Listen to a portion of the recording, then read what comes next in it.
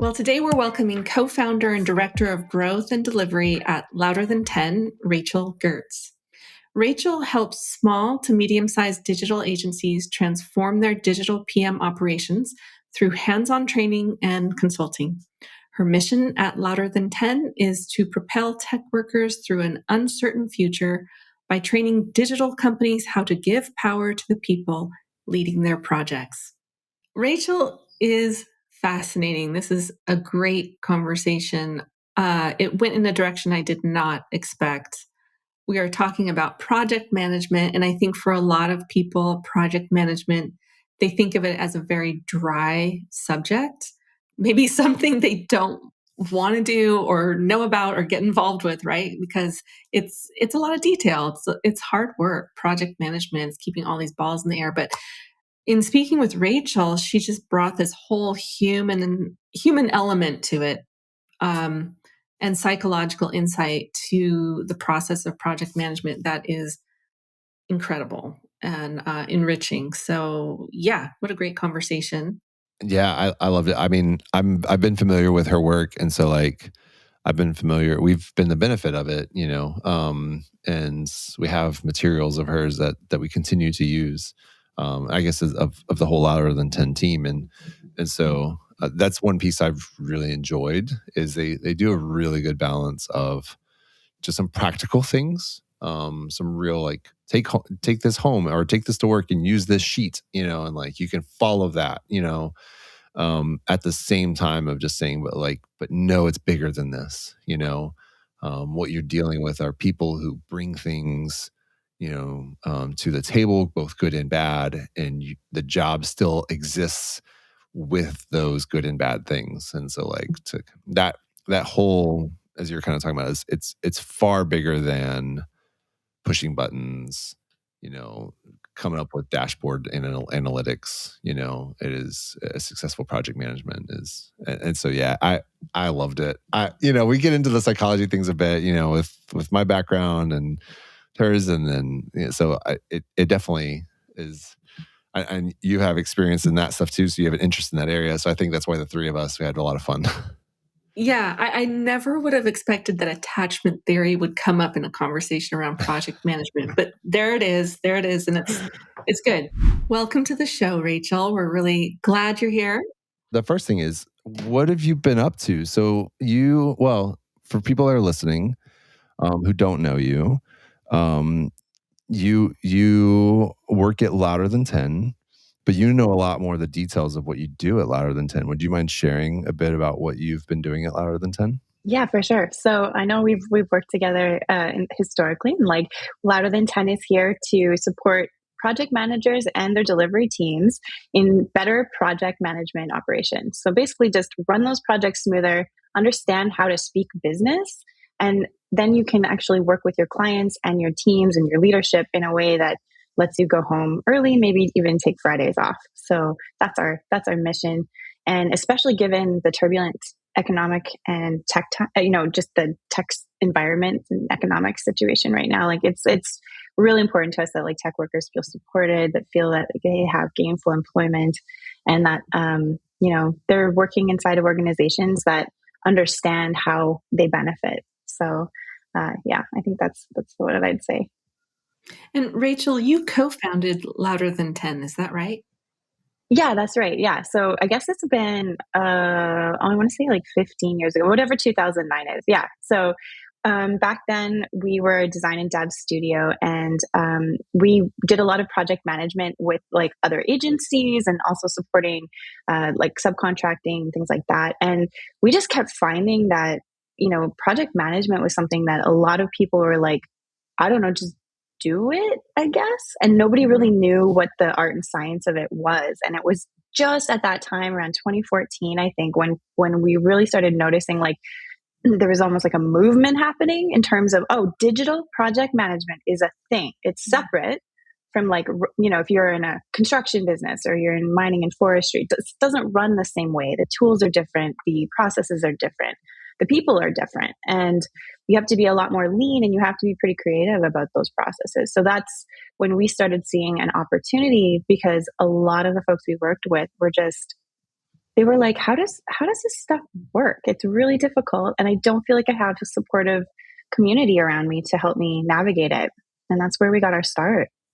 So when you start with project management or start talking to someone and you're wanting to convince a business, for example, that they need this, where do you start with them? Like, what do you find really moves a business to recognize that need? Well, usually we'll talk about how painful is it for you to try to resource the people on your team? Like, do you know when things are going to happen? Do you know when you can start things? Do you know when you can bring in that next project? Did you say yes to that project? Now you actually don't have anyone available to run the project or deliver on Mhm. the project.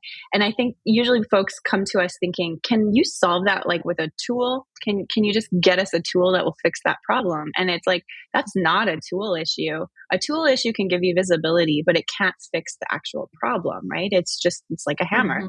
So yeah, people will approach us, and then I'll start asking questions like, tell me about your sales process and tell me about when you first involve your project leaders. Do they get to be involved as early as after the first sales call? If not, where are you seeing the handover issues, and what you can probably imagine, right? It's like an 80-20 rule where most of the issues happen when you sell a project, and then how that translates into the delivery of the project, because there's real constraints, whereas in sales the constraints are unknown. We just don't know what we're dealing with at that point. Right, right. Yeah. So it's almost in addition to like training the project managers, you're also creating this conversation between sales and project management.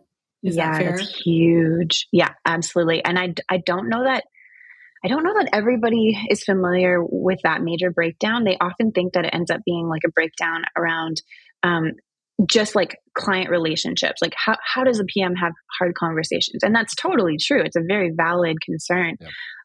And or even just like, how does it, so a project manager doesn't actually have authority, right? Direct authority over anyone on their team. Everything that they do is influential. It's called referential power. And that way of leading is, you like me and you trust me, and I'm going to take care of you by removing impediments or removing constraints out of the way for you so you can do your work the best way. Not being like, hey, did you do that thing? Hey, nobody likes that kind of a project manager. Yeah. Yeah. Exactly. It's funny, we've worked with you. I've had past project managers, three, I think, that have Mhm. gone through different versions of your programs Yeah. throughout the years. And so I think one of the things that's always kind of struck me is how you you kind of blend. I don't know all the different roles. Maybe you can walk through them if you Sure. if you want to. But like project managers, but also like account management, and maybe there's some other roles as well. But like thinking through, you kind of make project managers superheroes, as we were kind of joking about before. Like you kind of give them a lot of training to become more than just managing a project, but also as like making sure that they're thinking about things that I think most people don't imagine a project manager thinking about, like account Yeah. stuff and the money side of things, as opposed to just making like, what does it mean to have a successful project, but also like, how do you help take care of the business that you work for and all that stuff. And so that's one of the things that was surprising to me, that I really enjoyed, that I liked. It was Nice. like that somebody else then could have that, Yeah. perspective and bring it to the table. And kind of push some of those bits. But even like getting to know team, like culture stuff that kind of came up, of like, there was things that you taught some of our people that we continue to do today. Like I think one of them was like alien abductions. We Nice. still do today, like for example, right? And so like We that has probably need nothing to context do for with that. yeah, yeah, yeah. Just Yeah, we, teaching we alien occasionally abductions. send out our signals out to into the Mhm. into the solar system, and yeah, we get abducted every once in a while. Yeah. Yeah. Um, but that idea, right, where there was this tool, this whole exercise, I guess, that Yeah. you taught for like internal teams. It really didn't have anything to do with the client at that basis. It's just like, you as project manager, you have to know your team as well, so you kind of can set things up. But I don't know. Yeah, those are the things that like surprised me in a good way. Nice. That I think have benefited us a bit. I was wondering if there's other things about like about project management that surprises people. When you're talking to them about like that, it's there are other things that you're just like, it's more than this. Like, this is where you want to be. Or like students are like, oh, I didn't realize we were going to get into this. Yeah, huge. Where the magic starts, right? If I kind of like zoom out, when folks are reaching out, the pain at that point has usually gotten so severe that they're like, I just need anything to feel better. It hurts so bad. I need profitability, or projects are running way too long. So they're always like looking at what they think might be a quick fix. And then what we talk about is there are some fixes in process and project management that are pretty quick.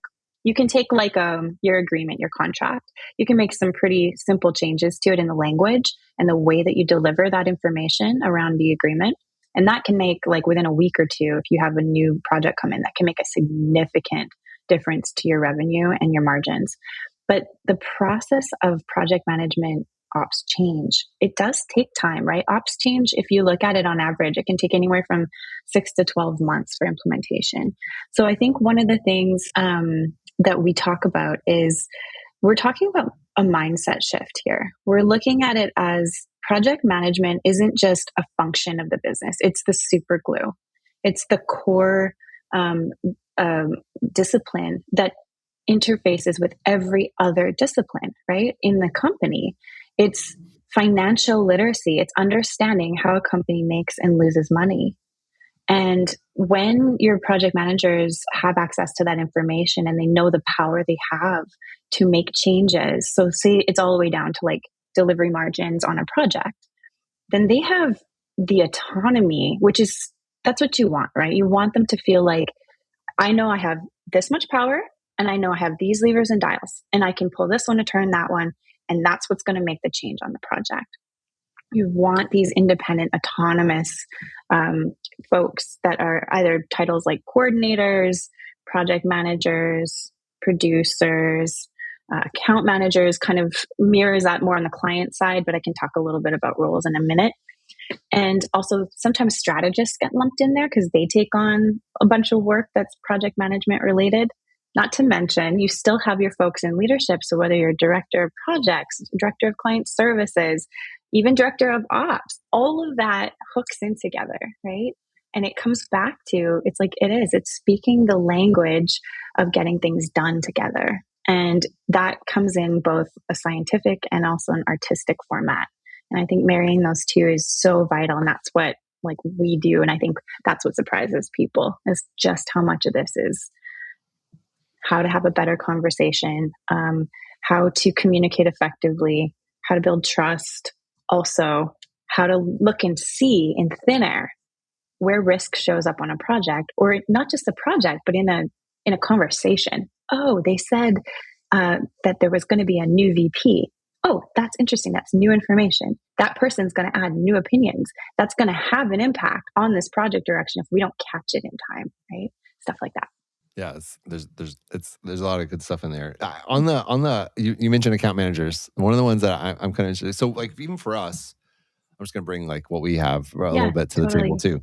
So like, we've had trained project managers who have had ops experience. We have other project managers who haven't had ops experience, and didn't have the ops authority.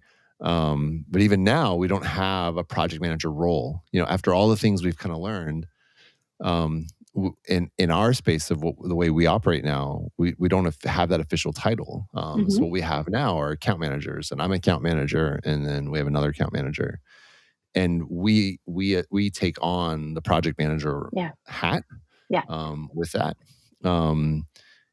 But it's kind of bigger than that. Do you find that like, I don't know. What's my question? I guess my question is like, do you find that morphing of like, when people learn that it's bigger than project management, that you also see, are we alone? Are there other people that are kind of like making the roles like that they're pushing that up, and that higher up people are kind of taking responsibility for project management in that sense under different hats and things? Or is that a healthy thing that you're seeing that people are doing? If you're like, oh, this company's doing it well, like you can see some healthy trends that they're going in. Yeah, I mean, you can imagine like roles and titles, right? That's always going to be a place of debate and discussion. What I tend to see is like when a company's hiring their first person who will lead projects. They're usually around like that 5 to 7 to 10 person range. We recommend like before things get out of hand, you want to bring on that first project leader. And I'm using the word leader because it kind of encompasses all of those different titles.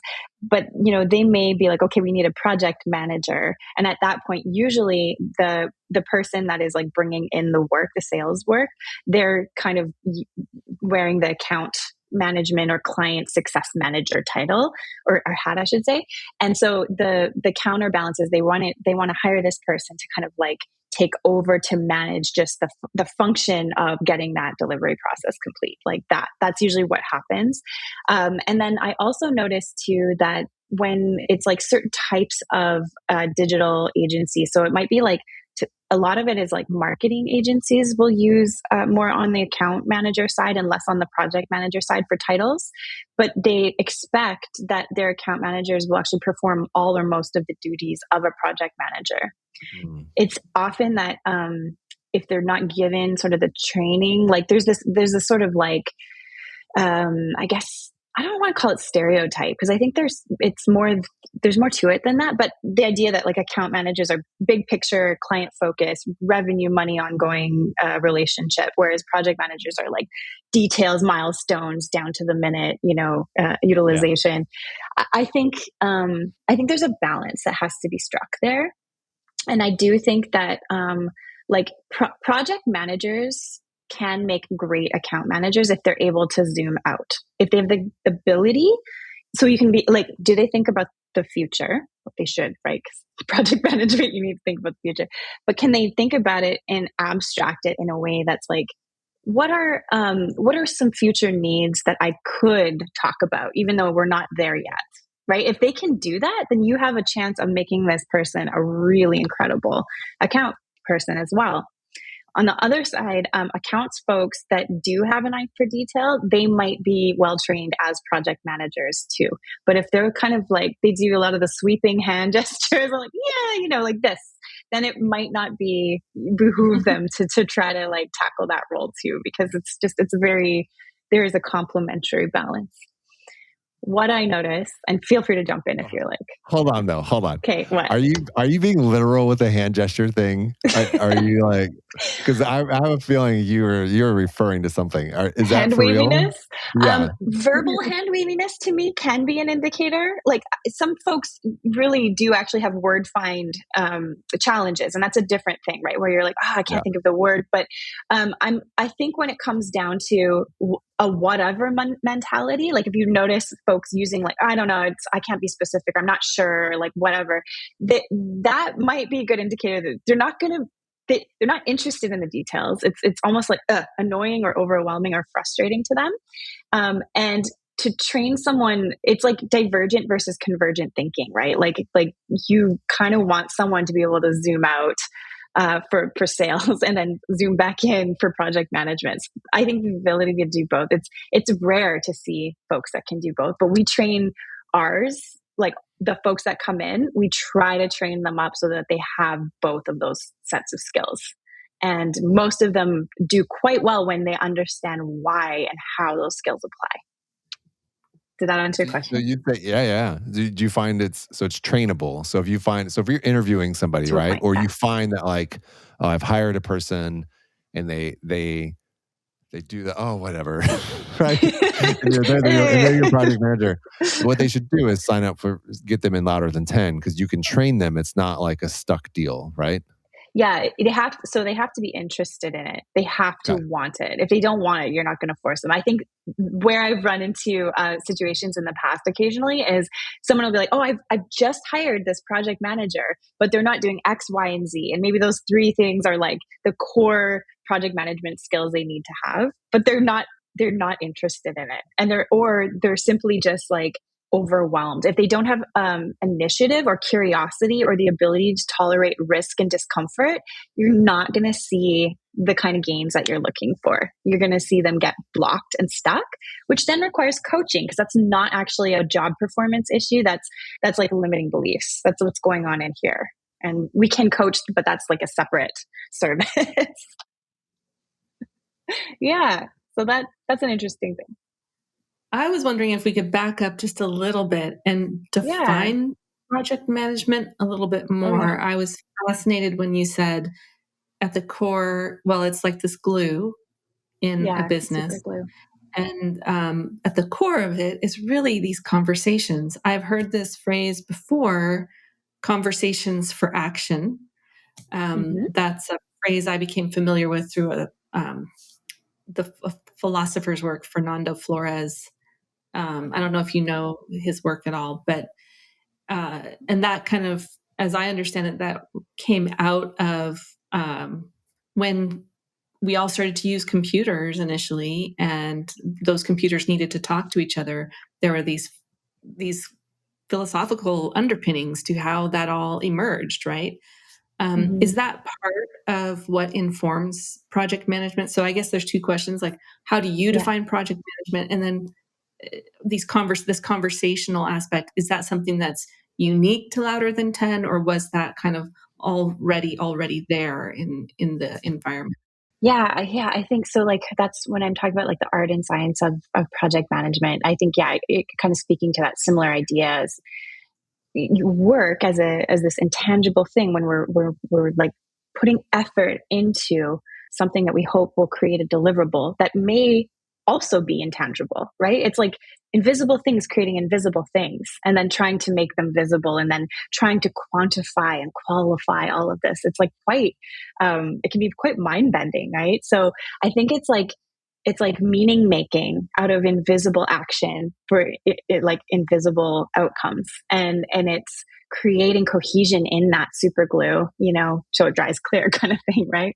It's making sure that everybody knows what questions to ask, what power they have, and where and when that power changes and shifts, understanding what type of um, contribution is the most valuable thing. Like if you talk about critical actions, like what are the three most important things that any person does in the company to that drives the mission, vision, values of the company.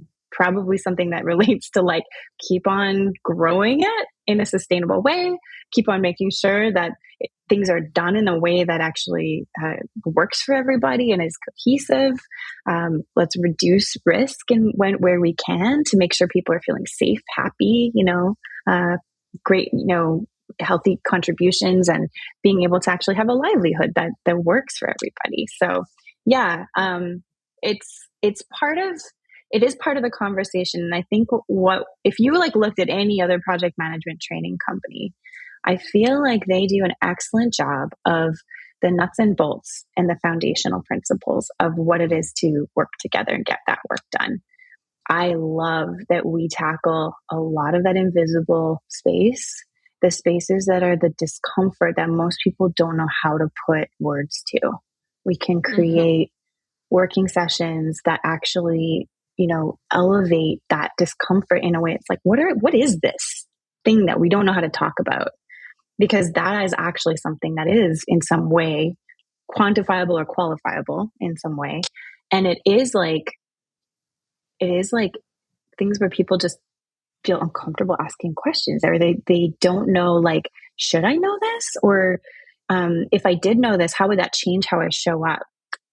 So to give that, like to demonstrate that. So one of the things that we would tackle, I can't remember, Stephen, if you guys did this as one of the sort of team workshops, but identifying red flags and issues in projects, and then also tying that back to how those might represent other risks that could be related to the issues that are showing up. So if a Mhm. project manager is like, oh, I can recognize these three risks on a project, and I can actually name them and I can give them a value, you're not just looking at risk from like, oh, again, um, let's see, let's say like it's a new technology, we've never worked in it before, there's a risk that this probably will take longer than we expect. So there's that. And also identifying that you're going to have a team of engineers that perhaps might be feeling like they should somehow know how long it should take, even though they've never worked with it before. So there's this other Mhm. layer behind the obvious, right? Which is where we can actually dig in and tackle and be like, what kind of hope creep is happening because people are like, I should know that and I don't know that and I should be able to have a conversation. So it almost sounds like the way you teach project management, you could almost make an argument that everyone in the company should receive some aspect of your training, because then everyone would be using the same language and having the same perspective in terms of management of risk and, valuing all of that in a similar way. And especially if it impacts not just delivery of services, but communication and the quality of communication and the bottom line. um, that becomes really compelling, right, for everyone. Yeah, it's a literacy, right? Like, just like you've probably heard the phrase, like, it's everyone's job to do business development. Like, everyone should be contributing to business development in some way in the company. I would also say that project management is everyone's job, because first of all, you do it regardless. Like, every single one of us is doing it. Even if we're like, that's not my job, you're still doing it almost every day in some capacity, in some way, whether you're self-managing or you've got other tasks that need to happen. But I do think that once people adopt that mindset, they are totally shifting how they show up at work, because they're not just sort of going like, oh, that's not my job. And I'm not saying they should take on work that's not theirs, but what it is understanding where do I stop and someone else begins. And we're so bad at endings, especially in North America. We don't have rituals to understand or to like mark, this is the ending of a thing. There's this middle part after the ending where neither a beginning nor an ending is happening and nobody really knows what's going on. And then there's another beginning, right? And we don't actually do those very well. Yeah, it's fascinating. I'd say all of that, what you're saying, is like stuff that thankfully, like, I see it as, even as you're talking, I'm like playing in my head of like how we operate, and like even our developers are doing risk assessment on every single task they get, for example, as opposed to a project manager having to ask like, well, what are the risks of this, and like having to be the person always initiating this stuff, right? So and most teams are not doing that, Stephen. So that's really cool that yours is. Yeah. So, I mean, if you don't have that, you need to send people to louder than 10. So the fact that I've had three your way and they've all brought back stuff, right? I think it's where it's led us to the point where I'm like, everybody is kind of a project manager, to like to your point, right? So like, so that we don't actually have an official project manager role anymore, because we have everyone's contributing to successful project management in different ways. And so makes me feel better that we don't have that now. So, it's so I appreciate that. Baked into the culture at this point. It feels like when I joined Foster Commerce, at least I saw it right away that it's baked into all these processes, and they're iterative, so things get caught, and those conversations happen. So, I studied project management briefly. And they didn't talk about any of the things that you're bringing up today, Rachel. But I have been part of teams that really did it well. I have been part of teams that really did it poorly. And it is just, you use the word painful, and it is very painful to be on teams where it's not part of the culture, it's not baked in, and people don't know how to even begin talking about it. It can really dismantle teams, and I've seen it dismantle big projects because no one had the ability to talk about it, just like you're saying. So I'm really appreciating your approach to that. It can fall into micromanagement pretty quickly, hey, when there's no, dedicated person or group of people that are accountable for the success or failure of that project. And I do think like that's a key role that project manager plays, is like, whether that thing is successful or not, they take that endpoint, they take on that accountability for it. And that's a big, heavy burden to carry. It's like, this thing's going to fail or succeed, and I'm responsible for that. I'm accountable. You've recently been talking about like addressing like the dark side of project management, right? And you've done a talk about like trauma-informed project management as well. This conversation we're having, kind of, I'd like to segue into that, because like there's a piece of this that's coming out for me too. And I have a history of I have a degree in marriage and family therapy, and like one of the things that I've learned in that was was the idea of like high desire and low desire roles. Mm-hmm. So just like a quick intro into that. Really, what I'm thinking is when there's a shared event or a shared thing, right, between two people or more, there's always going to be somebody who's the high desire. Let's talk about project management then. So there's somebody who's like, my desire is to know the risks. I want to identify the risks. I want to name the risks. That is my desire. If you have other people, depending on how low desire they are, creates the conflict, right? You can have people who are super desire, like, I don't even want to participate this. I think it's ridiculous, right? Like any of that. And then there's dynamics, not about the people, but about the positions, right? So if you're a high desire position, then there's typically prestige with that. Like you're the ones, oh, at least they want it, like good job going for it and doing the right thing. And they kind of have this like higher prestige.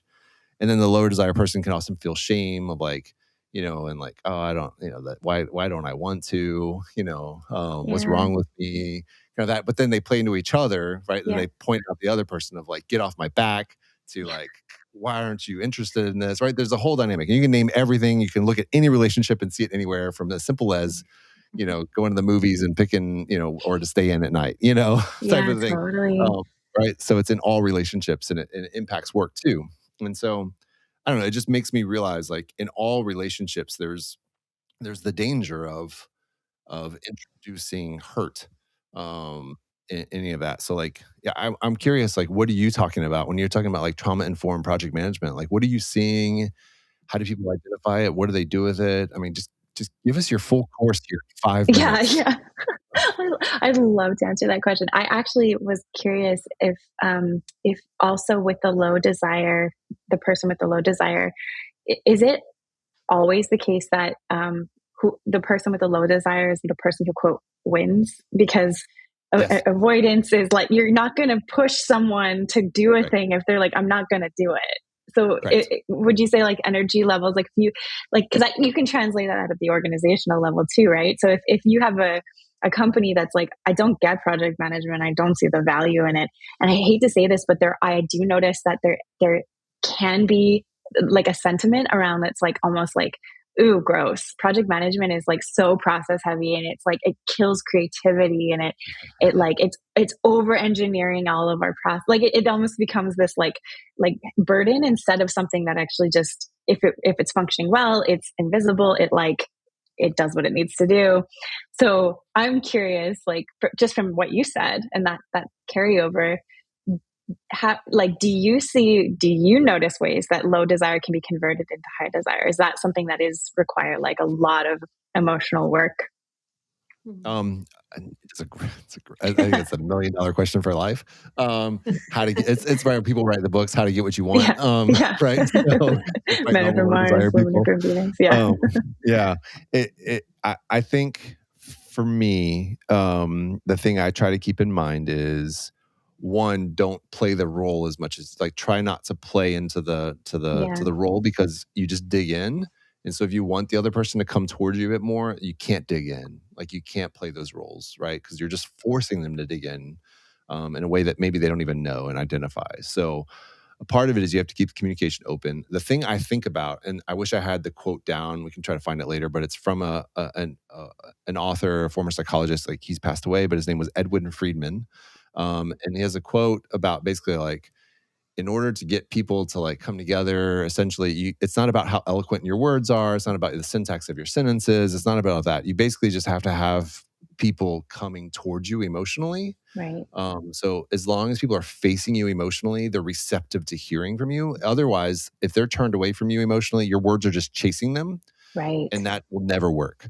So it doesn't matter how fancy your words are, how eloquent your arguments are. If they're emotionally turned away, they will never come towards you. So if you want to kind of convince them to go out, to dinner instead of stay in, you can't bark at them. You can't do, they've emotionally got to be receptive to hearing that. And so there's a relationship aspect of that. And so like, that's where like the culture kind of comes in. Do you have is there, I don't know. That's what I think about. And so in workplace, it's a little bit different, I think, because there's some transactions in it. And so it's like, well, that's what the money's for. You got to do this job, you're getting paid. And so there's some aspect of like, I'm not, as long as you're okay with that trade-off, right? Then there's a bit of like, I mean, there's there's funny lines right up here like, well, I didn't want to do that at work. Well, I mean, that's what the money's for. No one wants to do it. We wouldn't, I'm not sure any of us would be doing these things if the money weren't the deal, Yeah. Anyway, that's a side rant, but yeah, no, that's really interesting to me. Yeah, I think that does funnel into like when I talk about like trauma informed project management, it's something like I've always been really passionate about it. I always think about, when people say like, bring your whole self to work. And it's like, people are only going to do that if they feel safe to do it. B, some people are like, no, you don't get to have my whole self at work. I have a whole life and this is just a part of my life. Right. And then there's just like other elements that I think about it. Like I've been looking into this concept of like organizational trauma and the idea that like, whoever founded the company brings in their own set of values and ideas and oftentimes limiting beliefs around what they believe, the function of that org is going to do and how it's going to do it.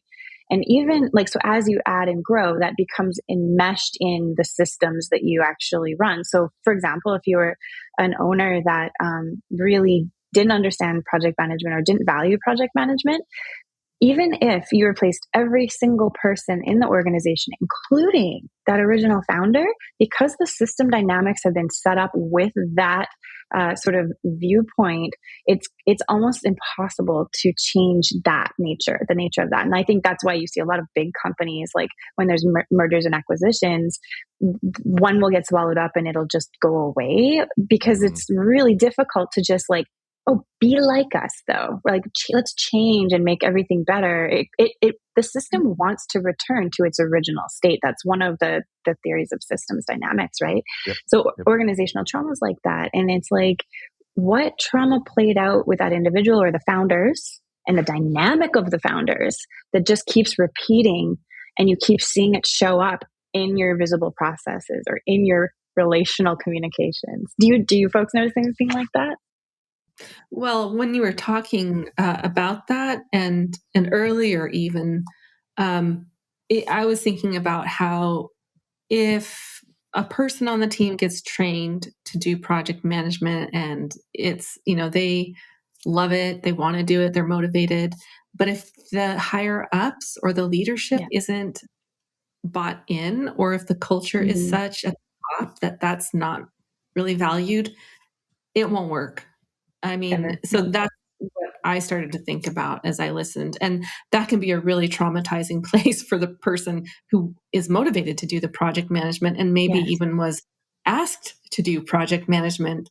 That can be traumatizing, right? Because you try to implement stuff, but if you really don't have the support where you need it, it can be sabotaged. Yeah, so I was just noticing, like it'll show up either as like you said, a lack of support for the role or for the goals of like, say you have like 3 project management initiatives that you'd like to roll out. You'll just sort of be like on your own to implement those as a PM in an org like that. Or if the opposite is true, and it's not a binary, but like if there is a value placed on project management, but the founders or even leadership team are very like high control folks and they need to have their eye on everything, they're going to have a really hard time letting go. And that's totally understandable, right? And if they can't let go, then they are unable to pass the autonomy over to the project leaders to be able to manage those systems, because they're like, but what if? And as soon as anything starts to go wrong or just go off course, they're going to yank those reins back again. And that's a trust issue, right? Because that individual is like, I value or like quality. It has to be quality, right? Like so important to have everything go the way it planned. Or revenue. The revenue's not there. We have to fix this. Yank and it'll get pulled away. And that is so demoralizing for whoever is in that project management chair, right? They're like, okay, I guess you say you want me to do this, but I cannot do my job. And I find that that's the hard part for me. Like that's the hard part for me is like, control freak. So, a little control freak. Yeah, exactly. Exactly. Do you want to talk about you now, Steven? Should we talk about you? No, please no. No. Low desire, I get it. Okay. Yep. I control this. Low desire has all the power. You have all the influence. You can try your influence on my power. Yeah. There you go. what if it goes the other way around? So like, so when you talk about trauma-informed project management around that, is that, so I can see it also, right, where team members come with their own trauma, right? Yes. And they come and bring their own stuff into an environment. Is that stuff you see, or like, is it really bigger the other way and it's kind of not, it's both, right? Yeah. Like we're humans. We're so messy, and what you were talking about with high and low desire reminded me a lot of attachment theory, and the idea that we can show up in life, and I think it's like almost like a 30-30-30. Well, not, it would be 33-33-30. But anyways, split. We won't hold you to the math. Don't worry. Don't worry. You've already passed your quizzes today. Yeah, I did the quiz. I'm done. But the split between folks who would show up as what we'd call securely attached. So that would mean that they would have probably two parental figures that were like present in their lives. They were validating to their concerns and their needs. They were consistent in their care. And that individual is like, yeah, I feel like I can navigate pretty well, and they're confident. They show up, at ease in their environments. That's like, I don't quote me on the exact percentage, but around that 30% mark. And then on either side, you'll see also folks that might have had like one of those parental figures or like guardian figures was like that. And then maybe the other one wasn't, or just was not consistent or present. And so then on that side, those folks tend to, be more like, oh no, is something going to change? I feel like I am living in chaos. I don't know how to show up. I need validation. I need to know what's going on. I need to understand the whole picture because I need to have a plan if anything fails or falls apart. These folks might be more on the hypervigilant side, right? And they're noticing everything in their environment. Go figure. I'm also like, I would love to do some research on this, but I have a feeling that a lot of project managers might tend towards the anxious side because they are so good at seeing the big picture and also evaluating the details. So if anything is off, they're like, I can tell that's different than it was a minute ago. I'm going to investigate, right? It can also lead to issues of assumptions getting made and then like that coming back into just trying to push the project in a way that actually isn't the direction it needs to go because of those assumptions. And then on the other side, there's this avoidant. So it kind of reminds me of like low desire, the avoidant person who might have had neither caregiver or parental figure in their lives being consistent and caring and validating their needs. So what those folks have learned is that they are kind of on their own. It's their job to take care of themselves. They've got it covered. Please don't interrupt me. Don't don't come into my world. They create this rich inner world for themselves. But they are also consequently not always able to connect, engage, or ask for what they need. And then I think there's actually a fourth where you can have both of those, anxious and avoidance. You flip flop between the two, which has got to be, it's intense.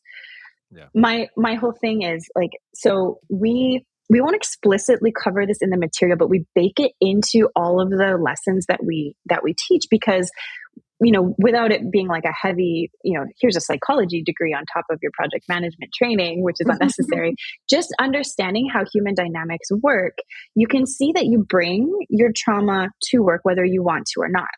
If I'm an anxious person, I'm going to show up to work and I'm going to be more on guard. I might be less trusting of others, or I might have almost like rules for the trust, where if you break it, then you're in my bad books. On the avoidance side, I might be like really conflict avoidant, and I really don't want to have a conversation about how I can help support meet the critical goals of the organization. It's just not really something that I'm in. I'm a lone wolf. I do my own thing. So you can see, right, how these things play out in an organizational environment. And I am fascinated and like really curious to explore more about how that project management lens can like not necessarily shift how people show up, but illuminate where we're at and what sort of like opportunities are available for us to kind of meet in the middle with those conversations. And all of it hinges on psychological safety. Yeah. I have two questions. I want to ask them both so I don't forget them because Sure. I'm afraid I'm going to forget one. But one is, at what point so let's imagine so you work primarily with agencies, right? So creative digital agencies, and that's kind of, is that true? Or primarily your work is mostly, and then creative departments and like product studios. Yeah. So for non-agencies like us, I'm trying to imagine, like, if some of our clients, for example, the ones that we work with that maybe have creative departments and whatnot, like, I'm trying to imagine, does a project manager make sense? I don't know those worlds. So, Mm-hmm. like, when it comes to like business, like other businesses, not agencies, like, where does project management make sense? Where should they start having the conversation about, this is a financial risk to not have somebody or Yeah. who's trained in this? Right. So, because I'm even wondering, like, are there points where for our clients, I'm like, hey, y'all might, you might want to consider a project manager, because it doesn't, in my understanding of certain businesses, like, that's not a role, because Right. it's like, it's almost like that's just the job. It's just the life is ongoing project. We don't have mini projects. And so, like, Yeah. I guess I'm just curious about that, of like that, when does a project manager get introduced, when you don't have a project based kind of system, I guess, is maybe what my question is. Um, and then now I already forgot my second question. So Okay, it took too you think long. about it. I'll answer this one. So what's kind of neat is that when I think about a creative department, right? Like, most organizations will have some department, whether they have a formal, marketing department or not, where there's people are creating assets. Sometimes it's like one person, like Joe is just like, okay, I'm doing all the design and all the development, and I'm handling all the incoming requests, and like I'm doing the newsletter. But oftentimes we see it kind of scaling in a way that actually matches the goals of the organization. So it's a really large org, you're going to see a large creative department. Interestingly enough, creative departments function a lot like little mini agencies inside of their bigger company, because their VPs, their CEOs of leadership, and all of the people that are telling them what to do are kind of their clients, and they have to go and present a lot of business cases back to these folks. And alignment is so key between these parties, because if it's missing, then it just becomes into I've worked with orgs like this, where it's like this one way pushing of tasks, where it's like, these initiatives came in, you got to just do them. So like, just get them into your backlog, and all of a sudden you're just like, every single week you're like 30,000 tasks, right? And that doesn't actually create like the autonomous leadership and the like directionality that you need to be like, this is actually going to support or not support your goals as an org. So I like to think about it as when you have these conversations and treat it like you are a mini. In fact, some of our best clients, they do like platform work where they're like, we have this product, and then we actually have this sort of like customized team or client success team, where they come in, they say, we want this feature, this feature, this feature. And it's amazing once those like two kind of creative departments, and then like it's like sales and marketing essentially, right? When those are functioning together, it's so neat to see the changes that happen. They make tweaks to their agreements. They put a couple simple light process docs together so they know when to hook in. It's actually pretty incredible to see that power shift that happens. That makes a lot of sense. Okay. So it's really helpful to hear. So then the benefit then of teams having kind of project managers in that training, that understanding within departments in that role, Yeah.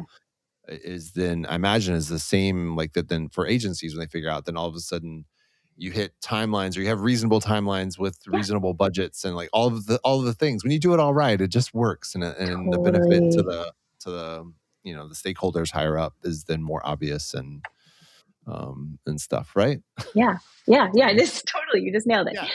Yeah. You do my job. One thing I was curious to explore too is like this concept of codependency within that larger organization, because again, when you have this sort of mentality where a lot of PMs, and then a lot of other folks as well, they want to do a great job, and they really want to impress. And so if there's this like pushing of information and tasks at them, a lot of people are just like, they'll just say yes because they don't know that they can say no, right? And the yeses, the repeated yeses, create a codependency, whereas there's this incredibly just imbalanced power dynamic, and it often leads to just tanking initiatives, because they either take way too long because they keep changing and changing. It's like never ending project, or they like go and build something, but it's because one person said it over in this rando department, and it wasn't actually what you needed to do.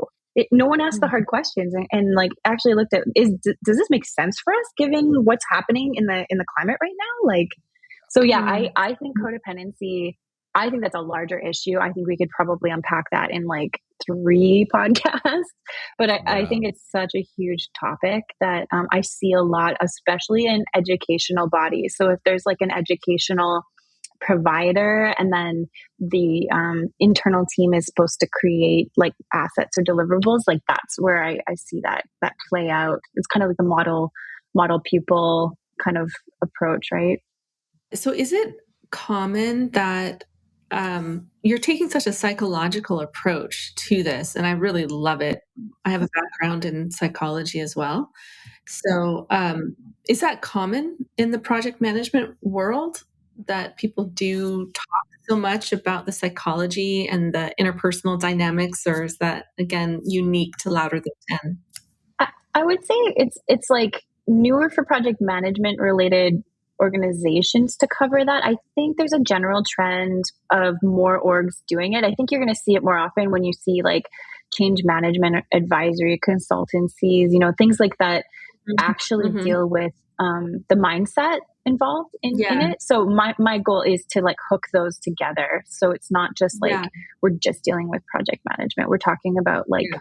how an organization. But one example would be like Brave New Work is a really neat. I think we talked about that as a concept, but like more of like an operating system for change and how you can unearth tensions in the organization to like work through experiments that would help it go in the right direction. Yeah. I think that was Well, designed by the Ready. I think I have yeah, to double check, but we can link to that in our show notes because that's another yeah, very interesting whole conversation. But to me, what I'm appreciating from what you're explaining in your approach is you're really humanizing project management yeah, and knowing where project management really got its start, which is pretty dehumanizing space, yeah, not yeah, pretty, but actually a dehumanizing space. Um, I think that is fascinating. It sounds really healthy and positive, like a really yeah, positive way to, I guess, take some ownership over the whole space of project management and shape it to what it can be, for organizations. After all, organizations are made up of humans, right? So yeah, I think yeah. that's really brilliant to put those together skillfully like that. Thanks. Yeah, I love it. It's, Yeah. That reminds me of my question. oh, So it okay. segues actually really What nicely. else? So on that note, so like we haven't really talked about techniques. I mean, this conversation has not been about project management techniques, how to run a meeting, like the that kind of nuts and bolts of things that you would typically kind of hear in a lot of project management process of like, you know, um, where do those kind of techniques, those just hard and fast kind of you can learn this thing, you can implement, like how does that fit within um what y'all do at Louder Than 10? Yeah. Are there things that like people can still like, even if they're working on all that human stuff, Oh, yeah. they can still improve by just getting some techniques down? And I don't know if there's any one that maybe you want to talk about that stands out as a easy kind of case study. Yeah. You know what? I kind of have it simplified down to it's like you want to know these 3 things at all times. Where are we? Where are we going? Are we okay?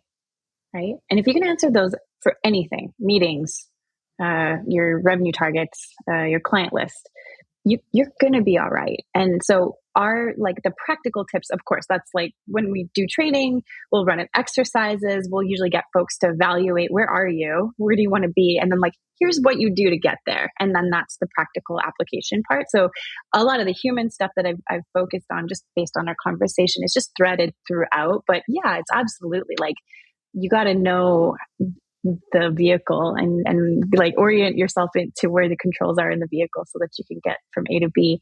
Yeah, so like something like that.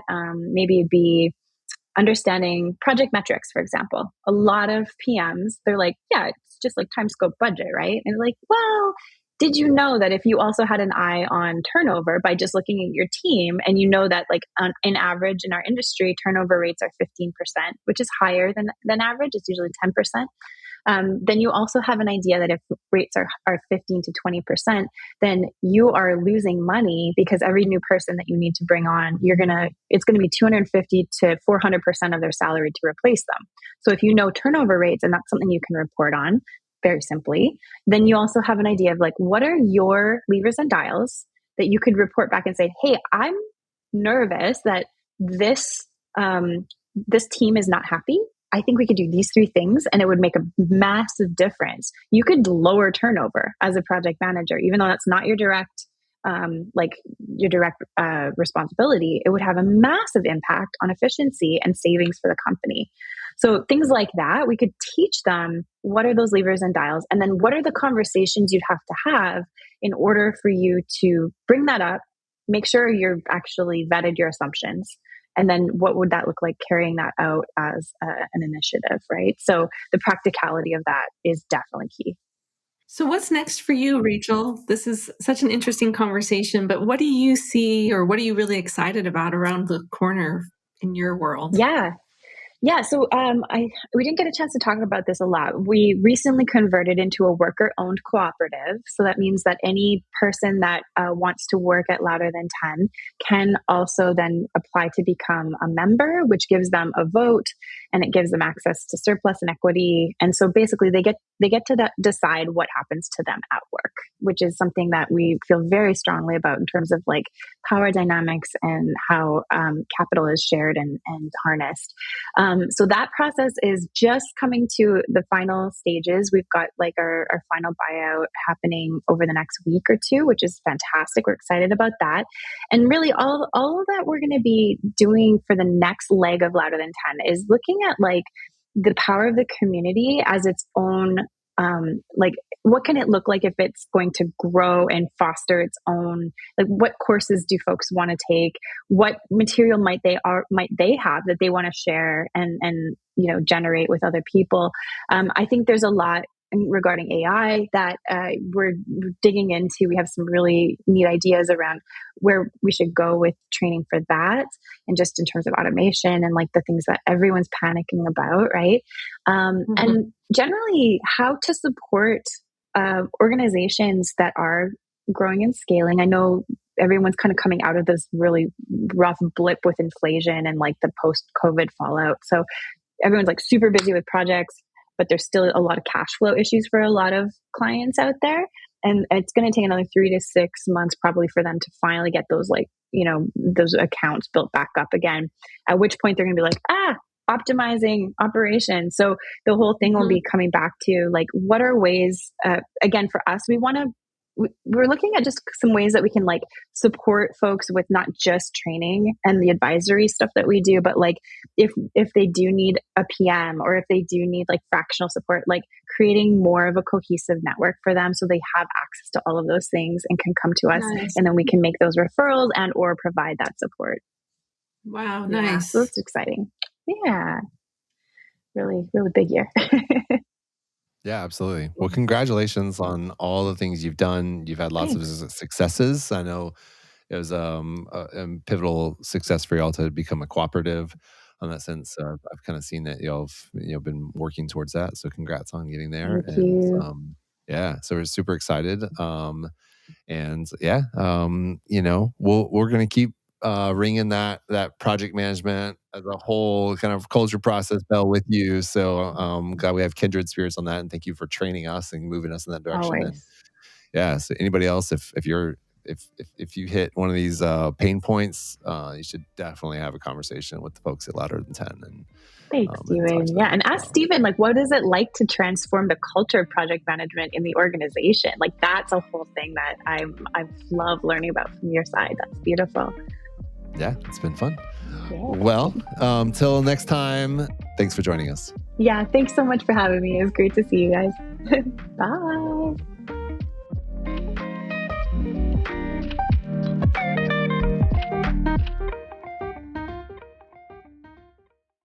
Here we go. You ready for this? Yeah, let's do it.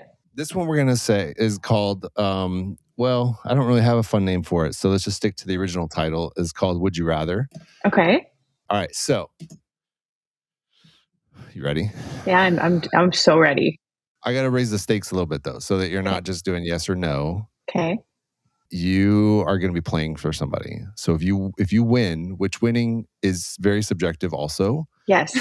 We'll just decide whether you win or not. Okay. Based on no criteria, no matrix. This is, none of that. This is my nightmare. I love it. Yeah, exactly. It's pure subjective here. So if it's fun, then I win. Oh, okay. But if you get them right, then you win. Okay. See, it's already getting weird. All right, but the winner is going to be. Oh man, who should the winner be this time? Are you going anywhere today? How about that? After we, are you going anywhere today outside of your? Oh, you know where I'm going? Best place ever, the veterinarian. Got to take my cat in to get an injection, a pain med. So yeah, really great afternoon. Can we assume that they sell little treats or toys in the front office there as well? Yes, they do. As long as it's not a chest X-ray or like surgery, exactly. or like. No. I think you could pick the trinket in the office. Is what I was thinking. Not like a $75 like visit to the vet.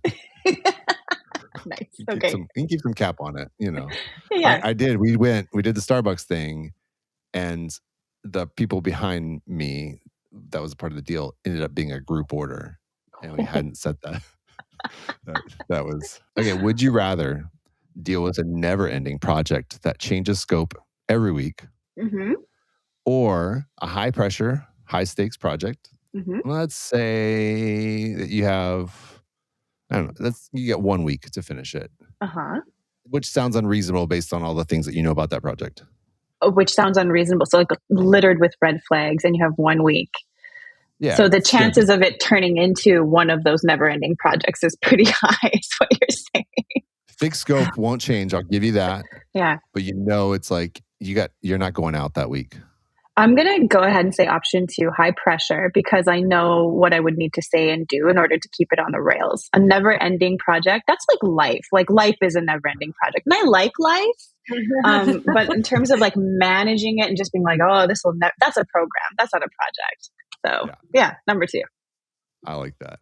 Right on. Very, very good answer. Astute. So far, I think you're winning so far. Good. Based on the reactions I'm seeing. Okay, that's great. Our studio audience is thrilled so far. So they're thrilled. I'm good. Yeah. All right, this is a horrible question just because it's silly. But I want to ask it. Would you rather have every project meeting interrupted by a marching band? I can't quite remember if I'm thinking this is like you're at in-person meeting. Okay.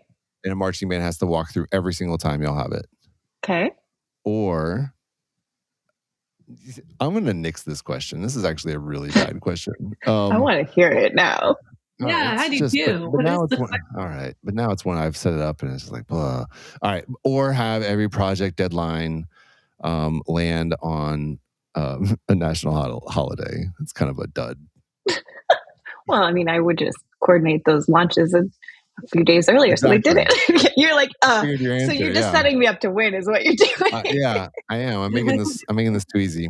Listen, if the marching band was really talented and like they could sort of make it almost like a fanfare thing, where it's like, okay, we're announcing this is the beginning of our meeting or the middle of our meeting. Everyone take a stretch break. Yeah. I could tolerate that too.